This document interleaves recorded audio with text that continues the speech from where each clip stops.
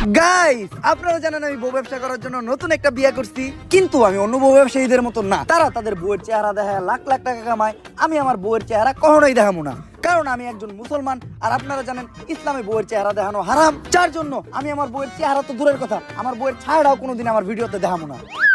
আর guys, আমি আমার গত ব্লগে বলছিলাম আমার বউয়ের চেহারা তো দূরের কথা, আমার বউয়ের ছায়াটাও কাউরে দেখাবো না, কিন্তু ওই ভিডিওতে ভিউ হয় নাই, শুধু আমার বউ ছিল না দেখা। যার জন্য এই ভিডিওতে আমি আমার বউরে নিয়ে আসছি। আর আমার বউরে দেখতেই পারতেছেন, পর্দা কইরা আছে। ও খুবই দিনদার মানুষ, টিকটক করে, তাও পর্দা কইরা। যার জন্য আপনারা কেউ আবার ওর চেহারা দেখতে চান না।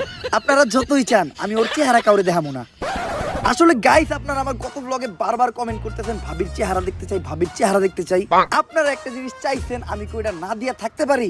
এতদিন আপনারা দেখছেন মোবাইল আনবক্সিং, গ্যাজেট আনবক্সিং, এই প্রথম আমি আপনাদেরকে দেখাবো বউ আনবক্সিং। 3, 2, 1, টাডা! গাইস, এটাই হলো আপনাদের ভাবি। আসলে চেহারাটা দেখাইতে হইলো, চেহারা না দেখাইলে ভিডিওর ভিউ হইতেছিল না। কিন্তু আপনারা আবার ওরে বোরকা ছাড়া দেখতে চান না, এটা আমি কখনোই করবো না। আর গাইস, ফাইনালি আমি আপনাদের ভাবিরে বোরকা ছাড়া শুধু গেঞ্জি পরায় আপনাদের সামনে নিয়েই আসলাম। আসলে বোরকা পরায় ভিডিও ছাড়লে ভিডিওতে ভিউ হইতেছিল না, আর বোরকাটা তেমন কোনো বিষয়ই না, মনের পর্দাটাই আসল পর্দা। আর আমরা তো মোটামুটি সবই দেখে লাইছি, এখন আবার আপনারা আমাদের লিঙ্ক দেখতে চাইেন না। আমি জানি গাইস, নেক্সট আপনারা লিঙ্ক দেখতে চাইবেন, তার জন্য আমি লিঙ্কটা আগেই পাবলিক করে দিছি। আপনারা তাড়াতাড়ি লিঙ্কটা ডিলিট হয়ে যাওয়ার আগে দেখে আসেন।